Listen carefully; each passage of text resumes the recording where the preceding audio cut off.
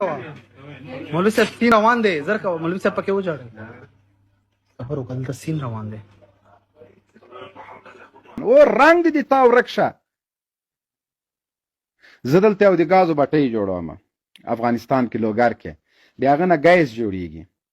ګیس څنګه جوړیږي دا د غوا سوباړې به وراچه یو شي ته پکار چې ته د موږ د غواګانو فارم ته راشې سوباړې کوه چې موږ د سوباړو نه ګیس جوړ کړو نور ته د هیڅ شي نه کونه دې هم ګډېږي سر دې هم ګډېږي تباه و برباد شي کار جنرال موبین هغه نجیب اپیز ته ولې غوسه شو که ستاسو خیال وي یو میاشت مخکې نجیب اپیز د ټویټر د لارې یو ټویټ کړی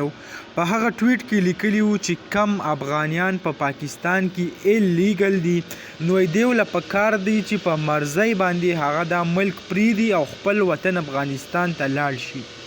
خلک ورته ډیر زیات غوسه او کومه ګورو کم انټرنیشنل کرکټرز داسې وو چې هغه هم په دې ټویټ باندې ډیره زیاته نیوکه کړې وه او ویلې چې آیا نجیب اپیز له دا نه دي کول پکار چې داسې د افغانیانو خلاف خبره وکړي خو نجیب اپیز صرف او صرف ویلو چې کم ایلیګل خلک دی وای هغه دی دا ملک پریدي بلکې حکومت پاکستان هم د خبره کړې وه بیا داسې چل وشو چې کم افغانیان ورونه کم د نجیب اپیز مطابق یعنی دا خبره زه ځان نه کوم نجیب اپیز چې سوی هغې مطابق زه یادوم هغه وایي چې بیا داسې ورونه ولګېده چې زما یو ویډیو یې راواخیسته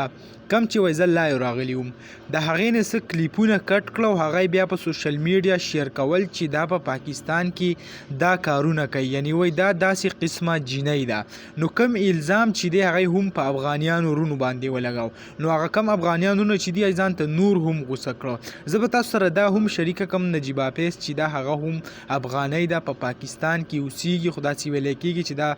څه د 1988 خواوشانه هم مخکې راغلی دي نو د دیو کم پیدایش او څه چې دی هغه وایي په پاکستان کې شوي دي نو د دغې وجې نه دې ته څه لکه لیګل اوسیږي خو دې چې کم ټویټ کړی په هغې باندې چې کومې نیوکې راغلوي بیا چې د هغې